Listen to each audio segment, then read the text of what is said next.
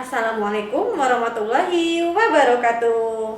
Hai Ananda semua, hari ini kita akan memulai pelajaran tematik kelas 4, fokus pelajaran bahasa Indonesia bersama Bu Guru Bu Suci Ramadhani.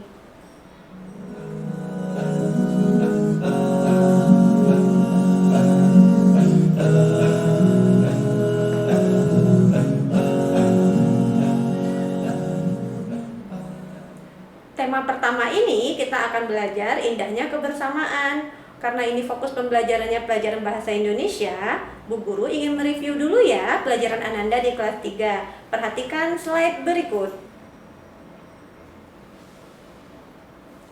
Sekarang di sana ada 8 kotak. Ananda silakan ditarik garis dulu ya untuk kotak-kotaknya.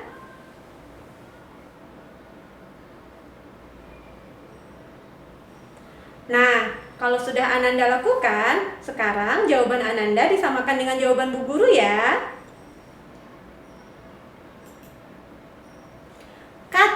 Kata merupakan gabungan dari beberapa huruf.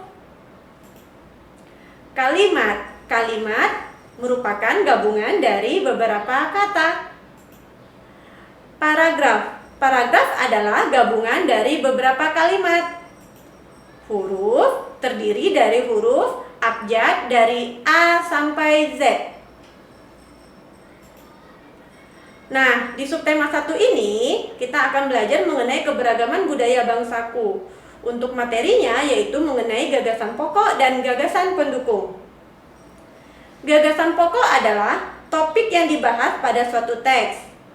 Gagasan pokok dapat ditemukan pada kalimat utama terletak pada bagian awal paragraf, akhir paragraf, atau awal dan akhir paragraf.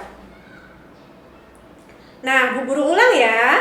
Gagasan pokok adalah topik yang dibahas pada suatu teks. Ya, jadi maksudnya adalah inti dari teks tersebut.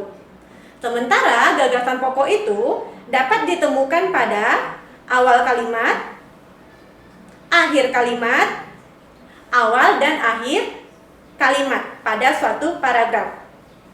Lalu ada gagasan pendukung. Gagasan pendukung adalah uraian atau informasi tambahan pada suatu bacaan. Bu Guru ulang ya. Gagasan pendukung adalah uraian atau informasi tambahan pada suatu bacaan.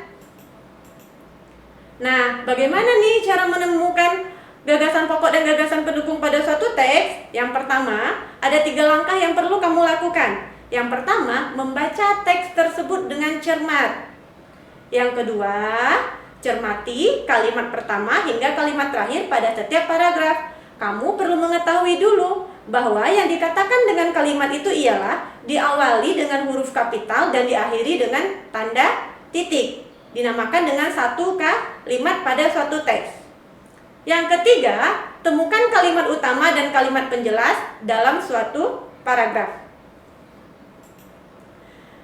Ayo kita baca bersama-sama mengenai teks batik. Bareng-bareng ya sama Bu Guru ya, diikutin ya. Batik merupakan kain tradisional Indonesia.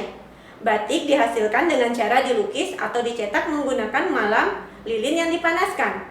Kain batik berasal dari Pulau Jawa. Seiring berkembangnya waktu, batik tidak hanya ada di Pulau Jawa.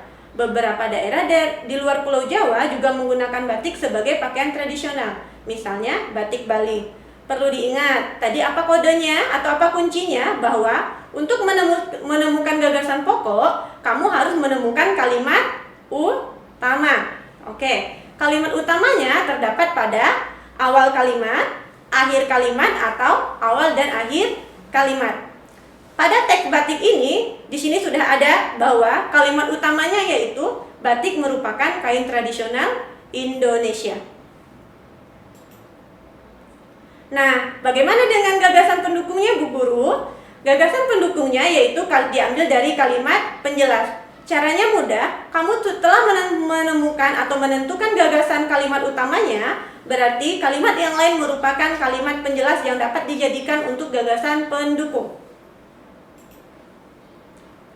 Nah, untuk gagasan pokok sendiri yaitu tadi diambil dari kalimat utama. Oke. Kalimat utamanya yaitu tadi, batik merupakan kain tradisional Indonesia. Lalu gagasan pokoknya kita ambil dari kalimat tersebut.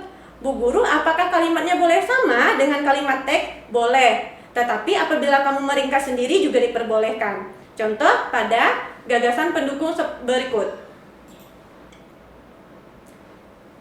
Nah, untuk gagasan pendukung, ada 3 gagasan pendukung di sini. Ya, yang pertama, cara membuat kain batik. Ini diambil dari kalimat pendukung pertama atau kalimat penjelas pertama. Kok kalimatnya nggak sama, Bu Guru? Tidak apa-apa, karena kamu boleh membuat dengan kalimatmu sendiri. Tetapi masih dalam topik pembahasan yang sama. Begitupun dengan kalimat pendukung kedua dan kalimat pendukung ketiga. Nah, sekarang siapkan buku tulismu ya. Tadi Bu Guru sudah menjelaskan apa itu gagasan pokok dan gagasan pendukung dan bagaimana cara menemukannya. Sekarang kamu salin di buku tulismu. Rapikan ya tulisannya ya agar mudah untuk dipelajari. Nah, ternyata untuk menemukan gagasan pokok dan gagasan pendukung tidak hanya dapat berbentuk paragraf, tetapi juga dapat berbentuk dalam bentuk peta pikiran.